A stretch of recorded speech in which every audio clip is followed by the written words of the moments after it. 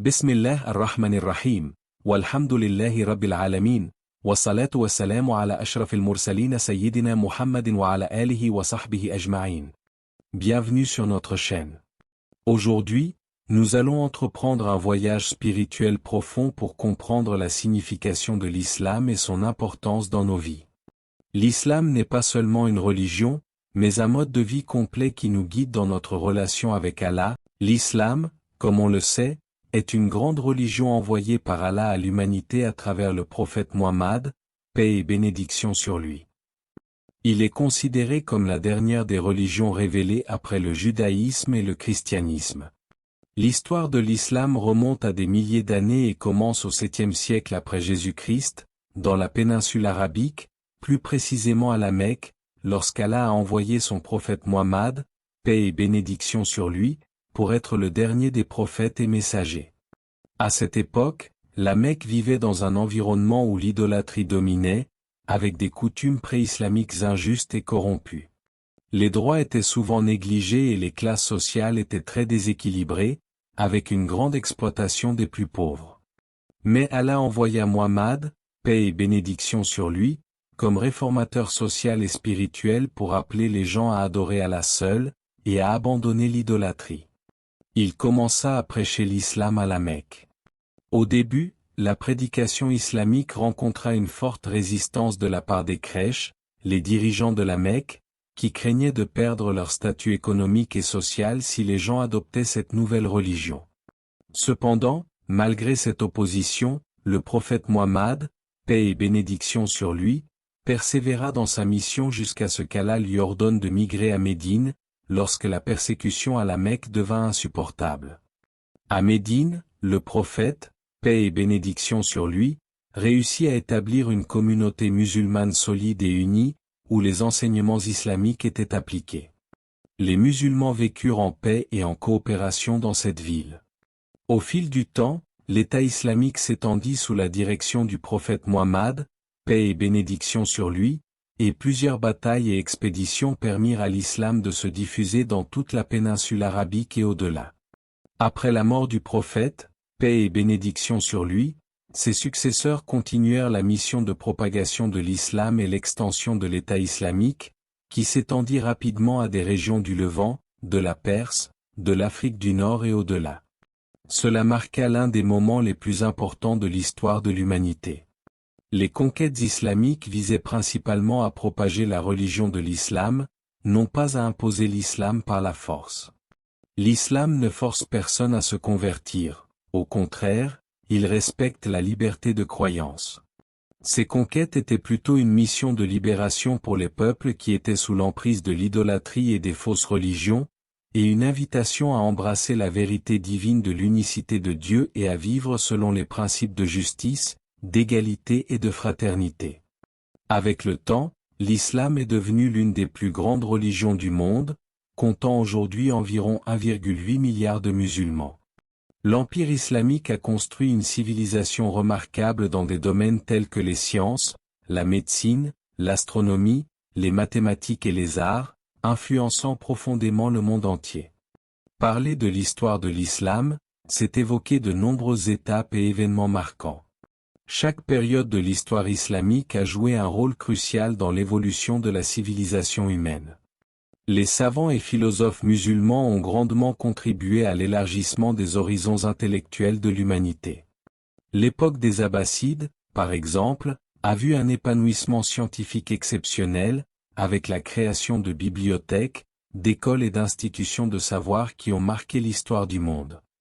Un simple regard sur l'histoire de l'islam nous montre qu'il a joué un rôle de leader dans de nombreux grands événements de l'histoire mondiale, depuis l'émergence de la première communauté islamique à Médine, jusqu'aux grandes conquêtes qui ont façonné la carte politique du Moyen-Orient et de l'Europe, en passant par le développement scientifique prodigieux qui a marqué l'âge d'or de la civilisation islamique.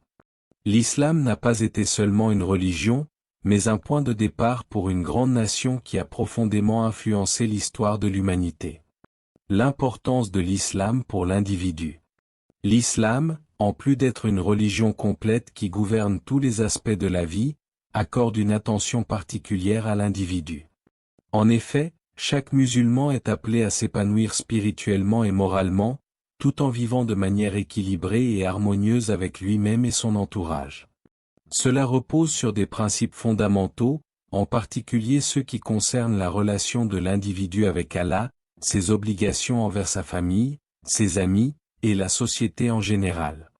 L'islam guide l'individu vers le chemin du bien-être et de la paix intérieure, en l'incitant à accomplir des actes qui contribuent non seulement à son bonheur personnel, mais aussi à la prospérité de la communauté. 1. La pratique de la prière et de l'adoration d'Allah. L'un des piliers les plus fondamentaux de l'islam est la prière, qui occupe une place centrale dans la vie quotidienne de tout musulman. La prière n'est pas simplement un acte de dévotion, mais un moment de connexion profonde entre le croyant et son Créateur. Cela permet aux musulmans de trouver un sentiment de paix intérieure, d'apaisement, et de réconfort au quotidien. Chaque prière est une occasion de renouveler son engagement envers Allah et de se libérer des soucis et des distractions de la vie. Elle permet également de se recentrer, de réfléchir à la signification de la vie et à son but, tout en demandant à Allah la guidance et la protection. L'islam encourage à renforcer les liens familiaux, à pratiquer la bienveillance et à veiller au bien-être de ceux qui nous entourent. L'islam rappelle que la reconnaissance et le respect des parents, notamment des mères, sont des actions hautement récompensées dans l'au-delà. De plus, les relations humaines, qu'elles soient amicales ou professionnelles, doivent être fondées sur la confiance, le respect mutuel et la coopération. Dans la vie quotidienne, l'islam enseigne à traiter les autres avec compassion et équité. 4. La recherche du succès dans cette vie et dans l'au-delà. L'islam n'enseigne pas que l'individu doit se retirer du monde matériel pour être pieux. Au contraire, il encourage le musulman à mener une vie productive, à travailler dur, à acquérir des connaissances, et à être une source de bien pour la société. Le travail est considéré comme une forme d'adoration tant qu'il est effectué avec une intention pure et dans le respect des principes islamiques. Le succès en islam ne se mesure pas uniquement par la richesse matérielle, mais aussi par la manière dont un individu réussit à accomplir ses devoirs religieux, à maintenir un caractère moral élevé et à contribuer positivement à la société. C'est pourquoi l'islam prône l'équilibre entre la vie spirituelle et la vie matérielle, et cherche à créer un individu complet et équilibré. 5. La tranquillité intérieure et le contentement. Un autre aspect fondamental de la vie d'un musulman est le sentiment de tranquillité intérieure, que l'islam cherche à instaurer dans le cœur de ses adeptes. Cette tranquillité vient de la certitude que chaque événement de la vie fait partie du plan divin et qu'il existe une sagesse derrière chaque épreuve. Le musulman croit que tout ce qui lui arrive, qu'il soit heureux ou difficile, fait partie de la volonté d'Allah, et qu'il doit s'efforcer de maintenir une attitude de gratitude, de patience et de foi. Ce sentiment de contentement est la clé du bonheur véritable, et il permet à l'individu de vivre sans être perturbé par les aléas de la vie, tout en maintenant un cœur serein et une attitude positive envers le monde. 6. La quête de la vérité et de la sagesse. L'islam encourage la recherche constante de la vérité et de la sagesse. Le Coran lui-même est une source infinie de connaissances, et le prophète Muhammad, paix et bénédiction sur lui, a dit que la recherche de la connaissance est une obligation pour chaque musulman. Cela inclut non seulement les connaissances religieuses, mais aussi les sciences et les arts.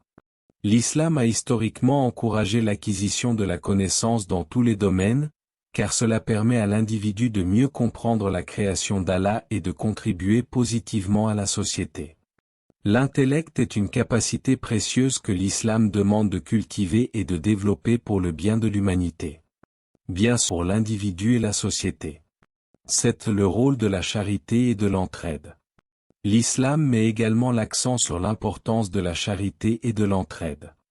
Le don aux pauvres et aux nécessiteux est l'un des piliers fondamentaux de l'islam, à travers le zakat, l'aumône obligatoire, mais également la sadaqa, les dons volontaires. Cette pratique de charité purifie non seulement les biens matériels de celui qui donne, mais elle établit également un lien de solidarité et de bienveillance au sein de la société. L'islam enseigne que les musulmans doivent être sensibles aux besoins des autres et qu'il est de leur responsabilité de venir en aide à ceux qui sont dans le besoin. Cela favorise une société où l'égoïsme est remplacé par la générosité, où l'oppression et l'injustice sont combattues, et où la dignité humaine est protégée. Le prophète Muhammad, paix et bénédiction sur lui, a dit, « La main qui donne est meilleure que celle qui reçoit », soulignant l'importance de l'acte de donner. De plus, il a également dit, « Celui qui ne prend pas soin des plus vulnérables, des pauvres et des orphelins, ne fait pas partie de nous. » L'entraide au sein de la communauté musulmane n'est donc pas seulement un acte de compassion individuelle, mais un devoir collectif qui profite à l'ensemble de la société. L'importance de l'islam pour la société. L'islam n'a pas seulement une importance capitale pour l'individu, mais également pour la société. Base morale et spirituelle solide. Ces principes sont essentiels pour garantir la paix sociale, le respect des droits humains et le développement d'une civilisation harmonieuse. 1. La justice sociale et l'égalité. L'islam place une grande importance sur la justice sociale. Dans la vision islamique, tous les êtres humains sont égaux aux yeux d'Allah, et il n'y a pas de place pour l'oppression, la discrimination ou l'injustice. Le Coran affirme que la meilleure des créatures aux yeux d'Allah est celle qui est la plus pieuse et la plus juste dans ses actions. Cela se reflète dans les principes de l'islam, où chacun a le droit d'être traité avec dignité, indépendamment de son statut social, de sa race ou de sa nationalité. De plus, l'islam condamne la richesse obtenue par l'injustice et le vol, et encourage la redistribution des richesses à travers des pratiques comme la zakat et la sadaqa, pour réduire les écarts économiques et sociaux. L'égalité entre les individus et la lutte contre l'exploitation sont au cœur des valeurs de l'islam, qui cherche à construire une société où la justice prime. 2. L'édification d'une société solidaire. L'islam encourage la solidarité entre les membres de la communauté. Le concept d'Oumma, la communauté musulmane, désigne une solidarité collective et une responsabilité partagée. Un musulman est tenu de prendre soin des autres, notamment des plus vulnérables, tels que les orphelins, les pauvres, les malades, et les étrangers. L'islam enseigne que l'individu n'est pas seul dans ses efforts, mais qu'il fait partie d'une communauté unie par la foi et la compassion. Cette solidarité se traduit par des actions concrètes, comme l'aide aux démunis, le soutien aux victimes d'injustice, et la coopération entre les individus pour le bien commun. L'un des principes fondamentaux de l'islam est celui du fraternité, qui invite chaque musulman à considérer les autres comme des frères et sœurs en foi, et donc à traiter chacun avec bienveillance et respect. Cela constitue la base d'une société où chacun veille sur l'autre, et où personne n'est laissé de côté. 3. La responsabilité morale des dirigeants. L'islam insiste également sur la responsabilité morale des dirigeants envers leur peuple. Un gouvernement issu de l'islam doit veiller à la justice, à l'égalité, et à la protection des droits des citoyens. Le prophète Muhammad, paix et bénédiction sur lui, a dit, « Le dirigeant est un berger, et il sera responsable de son troupeau le jour du jugement. » Cela signifie que les dirigeants ont une responsabilité divine de protéger et de servir leur peuple, de maintenir l'ordre et la sécurité, et de faire en sorte que la justice soit rendue à tous. Les dirigeants sont appelés à agir avec intégrité et à être des modèles de comportement, en suivant les principes islamiques de justice, de transparence et de responsabilité. Ils ne doivent jamais utiliser leur pouvoir à des fins personnelles ou pour exploiter les autres, mais doivent toujours veiller au bien-être de la communauté dans son ensemble. 4. La paix sociale et l'harmonie interreligieuse. L'islam encourage également la coexistence pacifique entre les différentes communautés religieuses et culturelles. Bien qu'il soit une religion monothéiste exclusive, l'islam reconnaît les autres religions révélées, comme le judaïsme et le christianisme, et appelle à la tolérance et au respect mutuel. Le Coran dit, « Pour vous votre religion, et pour moi ma religion » Coran, 109, 6, ce qui signifie que les musulmans doivent respecter la liberté de croyance des autres, tout en restant fermes dans leur foi. Dans une société diverse, l'islam promeut des valeurs de paix, de coopération, et de dialogue. Il n'encourage pas l'intolérance, mais plutôt l'établissement de relations harmonieuses basées sur la compréhension mutuelle et le respect des différences. 5. La protection des droits humains. L'islam est une religion qui accorde une grande importance à la protection des droits humains. Les droits des femmes, des enfants, des minorités et des personnes vulnérables sont garantis et protégés dans les enseignements islamiques. L'islam a joué un rôle pionnier dans la reconnaissance des droits des femmes, en leur offrant des droits de propriété, le droit à l'éducation, et la possibilité de participer activement à la vie sociale, économique et politique. Les musulmans sont appelés à défendre les droits de tous les individus, qu'ils soient musulmans ou non, et à s'opposer à toute forme de violence, d'exploitation ou de discrimination. Le respect des droits fondamentaux est essentiel pour maintenir la dignité humaine et construire une société juste et équitable. L'islam et l'au-delà. Enfin, l'islam offre une perspective claire sur la vie après la mort, qui est essentielle pour comprendre l'importance de cette religion pour l'individu. L'islam enseigne que cette vie sur terre n'est qu'un passage temporaire et qu'il existe une vie éternelle dans l'au-delà, où chaque individu sera jugé en fonction de ses actions et de sa foi. Ce jugement divin déterminera si l'on accède au paradis, un lieu de bonheur éternel, ou à l'enfer, un lieu de souffrance pour ceux qui ont rejeté la foi et commis des injustices. Les croyants sont encouragés à mener une vie droite et pieuse, à faire des bonnes actions, à rechercher le pardon d'Allah, et à respecter les principes islamiques. Cette vision de l'au-delà sert de motivation pour l'individu, lui rappelant que chaque action dans cette vie a des conséquences éternelles. En résumé, l'islam n'est pas seulement une religion qui régit la vie personnelle, mais aussi un système complet qui affecte positivement la société. Il enseigne l'égalité, la justice, la solidarité, la responsabilité morale, et la coexistence pacifique, tout en offrant une perspective claire sur l'au-delà. Pour les musulmans, l'islam est un guide qui permet de mener une vie équilibrée et harmonieuse, en harmonie avec soi-même et avec les autres, dans ce monde et dans l'au-delà.